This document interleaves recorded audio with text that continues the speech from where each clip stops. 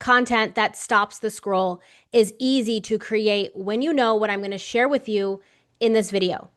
You see, content comes from two places, but most people are creating content from a place that repels their audience rather than attract them. Now, the two places that content comes from, number one is your head, and number two is your heart. When you are creating content from your head, you are delivering information. When you are creating content from your heart, you are transferring transformation. Now, when you create content from your head, you sound like a textbook. You sound kind of like ChatGPT. You are just delivering information. It's something that is really easy for your audience to just Google and find that exact answer. It's almost like a clean doctor's office, but the vibe is sterile. It feels cold instead of inviting and warm. When you create content from your heart, that is inviting, that is warm, because you're not just teaching what you know, you are inviting your audience into an experience because you've taken your knowledge, you've developed an understanding, and then you've developed the wisdom because you have implemented what you've learned, and now that has become your wisdom. You're going to be able to deliver insight. You're going to be able to change the perspective, change the point of view of your audience because your point of view with an experience is also different. When people are teaching what they know, it feels cold. It will repel your audience. When people are teaching what they have an experience with, you will automatically pull your audience in. The heart is a magnet. It will magnetize people. Just consider love, for example. When you feel love, what happens? It's in your heart. People just feel it oozing off of you. They might say things like, you have an extra glow about you. And nothing is different except for you are feeling love in your heart. You're feeling gratitude in your heart. It's like your heart just swells up and people can't help but to notice. People can't help but to be attracted. So when you are creating content from your heart space, it is an automatic magnet into your world. And now people are like, what does this person have to sell? What can I buy from this person? Because they're feeling so connected to you. So you want to take what it is you know and drop it into your heart. So how do you do that? How do you actually create an experience with your words? How do you create content from your heart? One thing I'll say is, I know you are a heart-centered person. You have always felt so much emotions. But the other thing that's also holding you back is your intellect. Just how smart you are is holding back your ability to talk from your heart. When you're talking a lot from your intellect, it's often because you have found safety and security in the things that you know. And talking from your heart can really feel like a vulnerable space. It can feel like people have a level of insight into you that you probably wouldn't share. It's almost like you're letting them see you and you're letting them see you with your empathy and your compassion for them.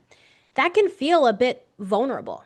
So you want to be able to drop into your heart, but also recognize that it's your intellect that can be getting in the way if you're holding on to some kind of image that you want people to see you as. When you want people to see you as someone that has it all together, that knows everything that they're talking about, you don't get anything wrong. When you want people to see you as an image that you likely might not be behind the scenes, you're automatically putting a wall up. You're automatically shielding your heart from your audience being able to feel that. And you're making everything about you. I want you to consider if you have a cup in your heart and you are going into the marketplace. You could either go into the marketplace with that cup in your heart as full or empty. If you go into the marketplace with that cup full, you have something to outpour to your audience. They can feel it. You're willing to connect. But if you are hiding behind shame and guilt and you just built up these walls and barriers where you don't want people to see you or really know what it is you're dealing with behind the scenes in your life and you're trying to cover up and mask all of these things, then you're showing up into the marketplace with an empty cup. And now your audience, you're expecting them to pour into your cup. Social media is not a place where you get something from. It is a place where you give something to. And so when you show up, your cup has to be full. When you need validation, when you need your audience to think something of you, when you're unsure about yourself, when you lack the belief, now you're expecting your audience to fill your cup. You're expecting your audience to say, "Ooh, I got you. I see you. I see you're doing your thing. I want to invest." You're expecting your audience to pour into you. But out of the abundance of the heart, the mouth will speak. So if what's in your heart is empty and you're expecting your audience to fill it, then you don't have anything to speak. You can only speak from your head in that moment. You can't speak from your heart. I want you to consider when you are genuinely serving a person that you just feel really compelled to deliver and give. There's not anything about you that you're trying to prove in that moment. It's almost like being able to help your clients behind the scenes, but when it comes to creating content, there's almost like this wall or this barrier. Maybe you're dealing with something personally in your life. Maybe you've been through some kind of trauma or, strategy, or you're dealing with some kind of tragedy. That all can make you feel like you've got to put a mask on, that you've got to guard your heart. But I want you to realize that it doesn't mean you got to air out your dirty laundry in the marketplace. That's not what I'm saying. But if you yourself are not practicing behind the scenes, the things that you are helping your audience with, then they're going to feel that disconnect. There's nothing full in your cup to be able to outpour. You're now expecting your audience to see you a certain way and pour into you. That's a mismatch. And that's why your audience isn't able to feel you or connect with you or truly experience you. Because behind the scenes, you got all this stuff going on. And it doesn't mean we don't have life, we don't have stuff. It just means that you have to be able to know, how do you show up in the marketplace to genuinely serve, where you got nothing to prove, nothing to hide, nothing to lose, nothing to gain. You are just here to serve people. So how do you actually create content that is from your heart? I've got some lessons here for you on how to do that. So first thing you want to realize is you want to go through a contemplative process. You want to be able to contemplate. You are contemplating what it is you are teaching your audience, so that way you can deliver it in a way that creates an experience for them. So when you are in your contemplative mode, you are looking at what it is you want to teach, but you're also answering subsequent questions. Those subsequent questions are things like, how is this showing up in my audience's day-to-day life? What are the things that they are dealing with that they aren't actually talking about publicly or admitting to themselves even publicly or in private? What are the things that they need to know in order to get to the other side, in order to have their breakthrough? You want to answer those questions in your contemplative time. You also want to ask yourself and answer for them, why can't they see this right now? What is in their vision? What's in their line of sight? What is their belief that's holding them back from seeing what's possible for them, or seeing whatever it is you teach, that concept, what's holding them back from seeing that? When you can answer these questions, you're going to now be able to create empathy within your heart space. And when you create that empathy, now your cup in your heart is filling up for your audience so that you can pour out to them when you create your content. So I'm going to take you through these 4 lessons that I have. Number 1 is you want to journal or write the revelation in detail. I get revelations all the time. Just recorded a YouTube video all about how your intellect is actually blocking the blessing that God wants to give you in business. That is a revelation. So I recommend go watch that video because it's so good. I will put a link down below or put a card up here for you to also catch that. But I journaled and wrote about that revelation when God revealed it to me. It was revealed to me that my intellect, although has gotten me as far as it has in my life and business, it has tapped out. And in order to have more layers of success, in order to have more success poured into me from God, I have to be able to submit to Him.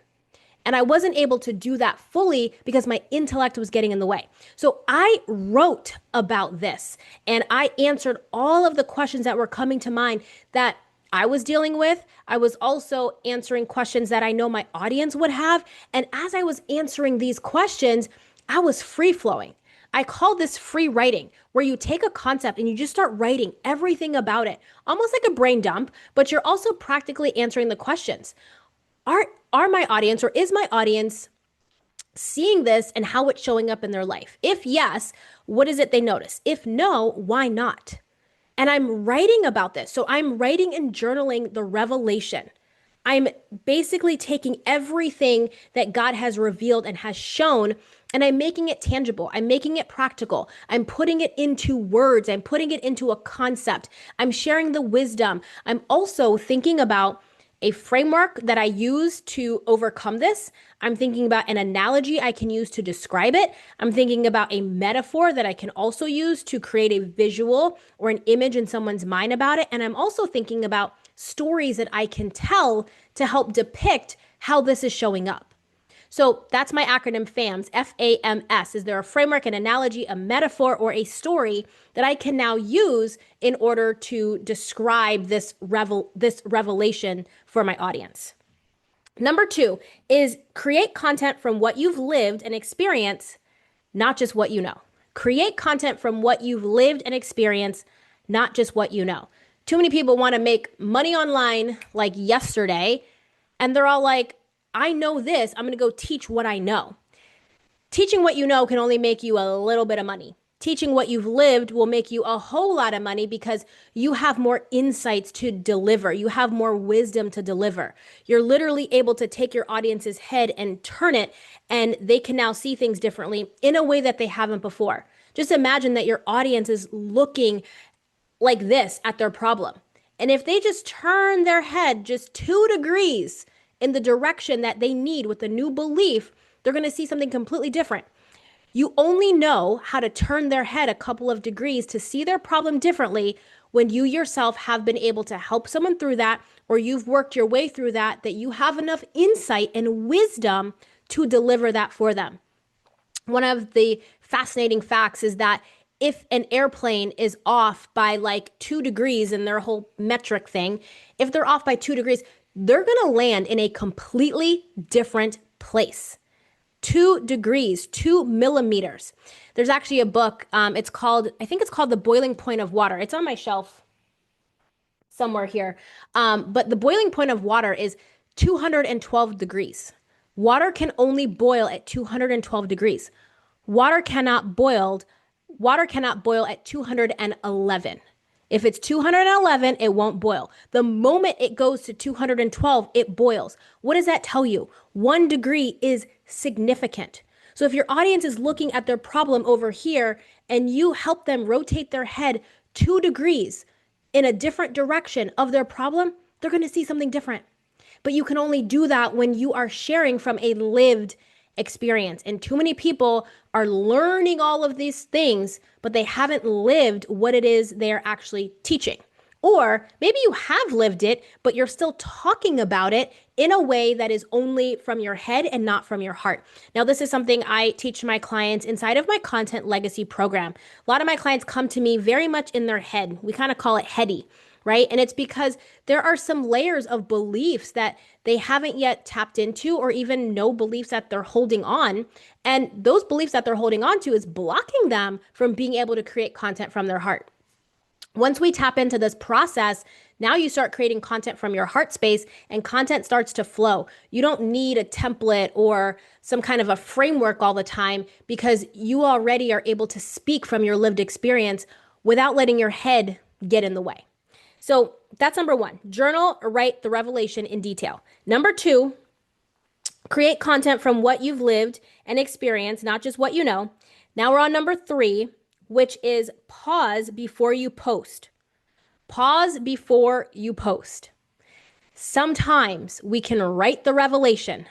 We can know that we've lived this experience, but the way that you are talking about it is still from your head. So when you pause before you post, I want you to ask yourself this question. Did I really live this experience? And does this post reflect that I have lived it? Is there a level of insight or wisdom or perspective shift for my audience that they can see themselves in? Your audience can't see themselves in logic. They can understand some logic, but when it's wrapped up in an emotion of a lived experience, now they're more likely to gravitate towards your content, and they're more likely to hang on to every single word that you say because you are bringing to the surface what's in their heart that maybe they haven't looked at. So it's really essential that you start to give yourself a pause and not be so in a rush to always post. Not saying don't implement. I'm not saying don't move with speed or move with intensity. What I am saying is that pause and you asking yourself those questions are going to yield bigger and better results than trying to post too quickly just for the sake of doing it. Okay? That was number 3. Number 4 is speak the revelation out loud and share with someone so your body can start to get used to the words. Now, when you have a revelation, this is why you have to go through the contemplative process. Ask yourself all those questions. And when you have that revelation, you start to speak it out loud and you start to talk out loud, whether it's to yourself or with others. It starts to settle in and solidify in your body because what you're looking for is congruency. You don't want your words to be saying this revelation, but your body still to feel maybe not on board with what you're saying. I remember I was at a network marketing event for this company that I'm with and have been partnered with for, 10 years now. And I remember being at this event and they were revealing the incentive trip. And I remember the guy on stage, he said, if you know you're going to be at this next incentive trip and you are claiming it, I want you to stand up and start cheering and scream, yes, I'm there. Can't remember the exact words, but it was something like that. And I remember getting up and screaming, yes, I'm there. My words were saying one thing, but in my body, I was doubtful. I was wondering, can I really accomplish that? Man, that's a lot of enrollments. That's a lot of team growth. That's a lot of this and a lot of that. My words were screaming yes, but my body felt so disconnected from the words that I was saying. It felt incongruent. And so it showed me where my belief system really lies.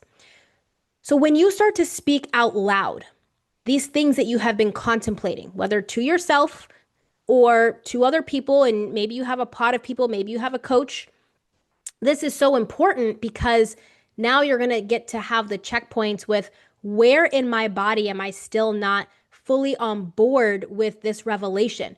What that often tells me, though, is that there's a part of this revelation that you still haven't yet embodied or that you are still yet working through. And it comes down to your leadership. You can't hold someone accountable for something that you're not holding yourself accountable for. So if you're not holding yourself accountable to a certain level, let's say you educate and teach on weight loss and staying fit, but you yourself are not following your own principles, your own rules, your own guidelines for staying healthy and fit. And it doesn't mean we got to be perfect. Doesn't mean we don't all fall off the wagon. That's not what I'm saying. But if from the standpoint you are saying this consistently online, but you're always operating out here, your audience is going to feel that. Now your words and your energy are incongruent and they don't fit. It's almost like trying to turn a cap on a bottle. There's a point where it's like not screwing down. Why? Because you didn't quite get it on right. It's not congruent. It doesn't fit. It's like train on a train tracks. It's a little bit off. It doesn't fit. And so you want to make sure that your leadership behind the scenes, when no one is watching, when the lights are off, behind the scenes, that you are leading yourself in the way that you're helping to lead your audience. Because if you're not doing that, they can feel it. They can feel it. So speaking your revelation out loud allows your body to be on board and say it as many times as you need to. When I delivered my keynote back in September, I practice and I practice and I practice and I practice. And those were my words that I wrote. It was a part of my story. It was a part of how I used to stutter and how God has really shifted that. And as I was writing this out, I started speaking it and practicing it out loud. I just felt a little bit of incongruency because there was still an element of embodiment that I needed to get with those words and also delivering those words in that way. And I started to imagine the audience. I started to imagine all of these things and the lights. And I started to feel like, ooh, my body's getting stirred up. So the words felt like they weren't quite sticking to me, even though it was my own revelation. And so I wanted to practice, practice, practice so the words sank into me so that when I delivered them, my audience could feel something. Not because I'm so great, I'm not, but because he's so great and he's speaking through me. Those were words he gave me. Those were phrases he gave me. Those were revelations he showed me. So I used that in my keynote, but I still had to practice. I couldn't just be like, oh, I'm going to go up there and I hope the words come. And this is not a winging it kind of business. You got to know what you're talking about, but you also have to have congruency and recognize that there are belief systems that will make our body feel something. And when our body feels that thing, there can be resistance against our words, and our audience will feel that before they feel anything else. That is usually when we're still trying to guard our heart and maybe worried about being judged or worried about the perception that our audience has of us. So it is so important that you start to break down these walls if you are building a business and a personal brand. It is so essential you break down the walls around your heart because your audience ain't going to be able to feel you or even hear you, even if you have the right words. It's why so many people have the right words online and they're like, I got the right words. I hired this person. I used this template, framework, blah, blah, blah, blah, blah. I used all that, but people still aren't connecting with me. People still aren't buying. Why? Because there is an undertone of your energy that is not congruent with your words. Once you practice those 4 steps, though, and you keep taking yourself through that process, you're going to start to drop into your heart. You're going to start to drop into your body, and you're going to be able to create the sensation in your own body, which is now you being able to transfer transformation into your audience through your words, because the energy carrying your words is going to be from your heart space. It's going to be from your filled up cup that God has given you to outpour into your audience. If you right now are a business and a personal brand and you're like, my audience is not connecting with me, and you want to create better content from your heart space so that you stop the scroll, I will put a link down below for my content legacy program where I show you how to do this. I show you how to be authentically you. Yes, there are frameworks and templates and things like that, but it is not rigid. It is customizable to you. And we go over all of that. We will develop your identity in the Lord as you start to speak your message into this world that only you can speak because he's given you to speak them. I will see you all in another video.